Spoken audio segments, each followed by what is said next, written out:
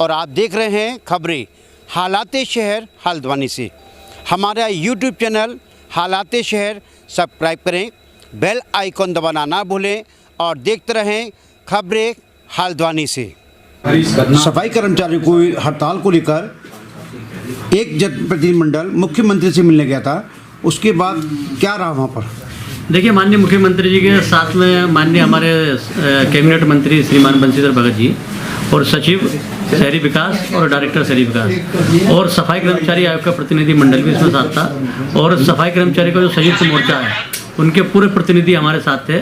और सबसे पहले जो मांग थी हमारी, जो सफाई कर्मचारियों की पूरे प्रदेश के अंदर बहुत पुरानी मांग चल रही है। जब से उत्तराखंड राज्य के अंदर जो कांग्रेस की गवर्नमेंट आई तो उन्होंने इनका एक ढांचा बनाया सफाई कर्मचारियों से संबंधित। कोई ढांचे के अंदर इतनी खामियां उन्होंने पैदा कर दी जिसके कारण विभिन्न प्रकार की समस्याएं सफाई कर्मचारी को झेलने पड़ रही थी। उनकी सबसे पहली मांग थी कि इस ढांचे के अंदर सुधार किया जाए और इस ढांचे में संशोधन किया जाए ताकि सफाई कर्मचारियों को उसका लाभ मिले। तो माननीय मुख्यमंत्री जी ने, क्योंकि कैबिनेट का मामला है, माननीय मुख्यमंत्री जी ने दिशा निर्देश दिए उसके अंदर कि ये सफाई कर्मचारियों से संबंधित जो ढांचा है सफाई कर्मचारियों का, उस ढांचे को बदलने के लिए कैबिनेट में प्रस्ताव बना करके लेकर के आए और उसमें जो भी सरलीकरण होगा, जो उसके अंदर बिंदु सफाई कर्मचारी को उत्पीड़न के होंगे, जो सफाई कर्मचारी को नुकसान पहुंचाने ऐसे बिंदु होंगे, उसको सुधार किया जाएगा।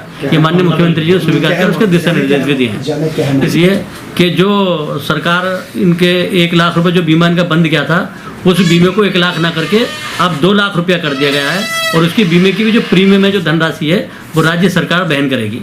इसी क्रम में जो सरकार के द्वारा जो इनका मांग पत्र था उसमें एक बिंदु और था, जो सफाई कर्मचारी हमारे वर्षों से, लगभग कुछ सफाई कर्मचारी के परिवार तो हमारे 85 साल से उसके अंदर निवास कर रहे हैं, जो सरकारी आवास हैं, उनको आज तक मालिकाना अधिकार राज्य सरकार ने नहीं दिया। मालिकाना अधिकार इन सरकार राज्य इनको सफाई कर्मचारी को दे ताकि वो अपना जो जीर्ण शीर्ण अवस्था में जो आवास में रह रहे हैं, ऐसी गंदी इनके आवास की व्यवस्था है। आप उत्तराखंड के अंदर किसी पहाड़ में जाएंगे जहाँ पर ये सरकारी आवासों में निवास कर रहे हैं, हल्द्वानी में बहुत बड़ी संख्या में सरकारी आवासों में निवास कर रहे हैं, उसकी कोई मरम्मत ये सरकार, राज्य सरकार नहीं कराती या स्थानीय नगर निगम नगर पालिकाएँ नहीं कराती हैं। जबकि नगर पालिका को उनकी सारी, जब किराया लेते हैं तो सारी सुविधा उसको देनी चाहिए थी। राज्य सरकार में माननीय मुख्यमंत्री का मैं धन्यवाद भी देना चाहूँगा और माननीय अपने कैबिनेट मंत्री जी का भी आभार व्यक्त करना चाहता हूँ सरकार का, क्योंकि उन्होंने एक कमेटी बनाई है जिसका अध्यक्ष डायरेक्टर सुमन साहब हमारे इसमें रहेंगे और 4 हमारे प्रतिनिधि सफाई कर्मचारी यूनियन के उसमें रहेंगे और वो रिपोर्ट बना करके अपनी देंगे और 2 महीने के अंदर इस रिपोर्ट को बना करके सरकार के समक्ष रखेंगे और इस रिपोर्ट के आधार पर सभी सफाई कर्मचारी जो हमारे इसमें आवास में निवास कर रहे हैं उनको मालिकाना अधिकार दिया जाएगा।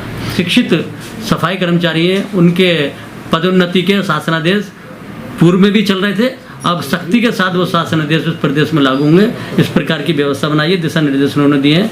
इसी क्रम में जो इनका सफाई भत्ता था, अब तक 200 रुपया सफाई भत्ता सफाई कर्मचारी को मिलता था, अब 200 रुपये से बढ़ा करके 500 रुपया कर दिया गया है। इसी क्रम में 5 लाख रुपए तक का, कितनी मांगे मान ली गई हैं? इनकी 14 सूत्रीय मांगे थी और 14 सूत्रीय मांग में से जो पहली जो इनका ढांचे वाली मांग थी, उसी मांग को लेकर के 4 इनकी मांगे उसी से संबंधित है। 4 मांगे वो लगा करके और इनकी 12 मांगे अतिरिक्त जो उसके अंदर जुड़ गई थी, वो 12 मांगे लगा लगभग इनकी 15 मांगे उसी में आ गई हैं। 15 मांगे मान ली गई है। उसके शासनादेश कितना समय दिया गया इसके लिए? इसी 1 हफ्ते के अंदर तो जो कैबिनेट और हमारे बड़े, जैसे किसी एक अपना ये है कि अपनी कोर्ट से जो आ रहा है, जो हाई कोर्ट से जो डिसीजन आ रहा है, उसके कारण कुछ रुकेगा और कैबिनेट के कारण कुछ समय उसमें लगेगा। क्या आपको लगता है सरकार आपकी बातें मान लेगी? 101% 100% सरकार मानेगी और इसमें कोई गुरेज नहीं है। जैसे चुनावी माहौल चल रहा है इस समय, इसको चुनावी माहौल को ना लेकर के, क्योंकि सफाई कर्मचारियों की ये समस्या बहुत ही जटिल समस्या है और ये वो समाज है। अक्सर देखने में आता है सरकार चुनावी माहौल में वायदे कर लेती है लेकिन बातें पूरी नहीं करती है। अगर वायदे करेगी सरकार तो भी सफाई कर्मचारी नाराज होगा, उसका खामियाजा भुगतना पड़ेगा। धन्यवाद।